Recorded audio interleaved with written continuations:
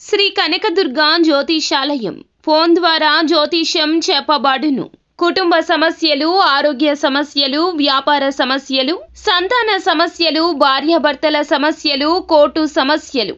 మీరు ఎన్నో సమస్యలతో బాధపడుతూ ఉన్నట్లయితే ఒక్కసారి మా గురువు గారు శ్రీమన్నారాయణ గారిని సంప్రదించండి. 100% స్త్రీ పురుష వశీకరణం చేయబడును. Phone number 9347304717.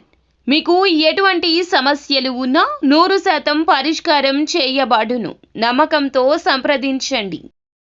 కన్యరాశి జాతకులు, దేవుడే పగబట్టాడా, ఏంటి ఈ బాధ అన్నట్లు పరిస్థితి మారబోతుంది. ఏం జరగబోతుంది ముందుగా మీరు తెలుసుకోవాలి. మంచి అయినా చెడు అయినా తెలుసుకుని మన పరిస్థితుల విషయంలో మనం జాగ్రత్తగా ఉండాలి. ఏం జరగబోతుందో వీడియోలో తెలుసుకుందాము. వీడియో నచ్చితే మా ఛానల్ ని లైక్ చేసి సబ్స్క్రైబ్ చేసుకోండి.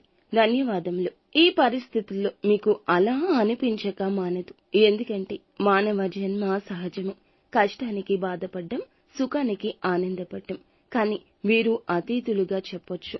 ఎంతో ధైర్యంతో ఉంటారు. ఎంతో మానవ దృక్పథంతో ముందుకు వెళ్తూనే ఉంటారు. కష్టం వస్తే ఆగిపోవడం వీరికి ఇష్టం ఉండదు. కష్టంలో కూడా సుఖం వెతుక్కుంటారు. ఆకర్షణీయంగా ఉంటారు. మాటలు అలాగే ఉంటాయి.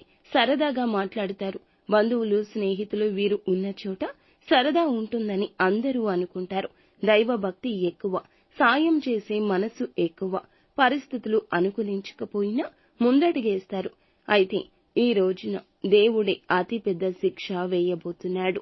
పరిస్థితులు పగబట్టాయి. ఒక సమస్య తీరింది భగవంతుడా అనుకునేలోపు మరొక సమస్య మిమ్మల్ని ఊపిరాడనివ్వకుండా శిక్ష వేస్తోంది. ఈ శిక్ష దేనివల్ల అంటే గనక గత కొంతకాలంగా ఎవరికీ చెప్పుకోలేని ఒక అనారోగ్య సమస్య లేదా మానసిక సమస్య. బయటికి చెప్పకపోయినా వైద్యశాలల్లో తిరిగిన ఆ సమస్య మీకు పరిష్కారం కాలేదు. ఒంటరిగా సమయాన్ని గడుపుతూ ఉన్నా పరిష్కారం కావడం లేదు. ఆ సమస్యతో పోరాడి పోరాడి మీ లోపల మీరే మదన పడిపోతున్నారు. ఎటువంటి అనారోగ్య సమస్య అయినా కావచ్చు, చెప్పుకోలేని సమస్య కావచ్చు, శారీరక సమస్య మాత్రమే కాదండి, మానసిక సమస్య కూడా కావచ్చు. ఎవ్వరికీ తెలియకూడదు అనుకున్న ఒక నిజం కూడా కావచ్చు. బట్టబయలు అవుతుంది. ఎవరికీ తెలియకూడదని అనుకుంటున్నారో వారికే తెలిసిపోతుంది. పరిస్థితులు అననుకూలంగా ఉంటాయి. ప్రశాంతత పోతుంది. ఈ బాధ తాళలేక నరకాన్ని చూస్తారు. ఈ యొక్క రహస్యం చెప్పక తప్పని స్థితిలో కుటుంబ సభ్యులకు మీరే చెప్పేస్తారు. ఇతరుల కారణంగా కూడా ఇది తెలియొచ్చు. ఈ ముఖ్యమైన పనులు అన్నీ కూడా ఈ రోజు స్తబ్దుగా అయిపోతాయి. ఎక్కడ పని అక్కడ ఆగిపోతుంది. ఎందుకంటే వాయిదా పడుతుంది. రాబోయే అవకాశాలు, వచ్చిన అవకాశాలు కూడా చేజారిపోవచ్చు. ఆరోగ్యం విషయంలో ధనం పొదుపు చేయడం మంచిది కాదు.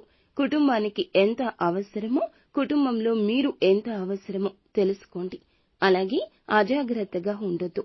ఎదుటి వారి మాటల విషయంలో అప్రమత్తత ధ్యేయము. నవ్వుతూ మాట్లాడిన వ్యక్తులతో పర్సనల్స్ చెప్పొద్దు.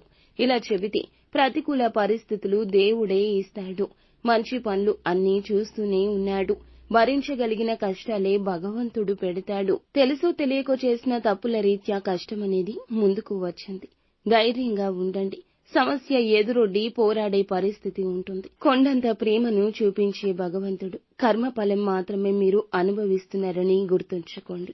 సుఖం వెనుక కష్టం తప్పకుండా ఉంటుంది. ఇది పరీక్ష సమయం. నీతి నిజాయితీ, మీ ధర్మబద్ధత తప్పకుండా గెలుస్తోంది. నిత్యం శివారాధన చేసుకోండి. ఉన్నంతలో ఎదుటి వారికి స్తోమతకు తగ్గట్లు దానం చేయండి. అంత మంచి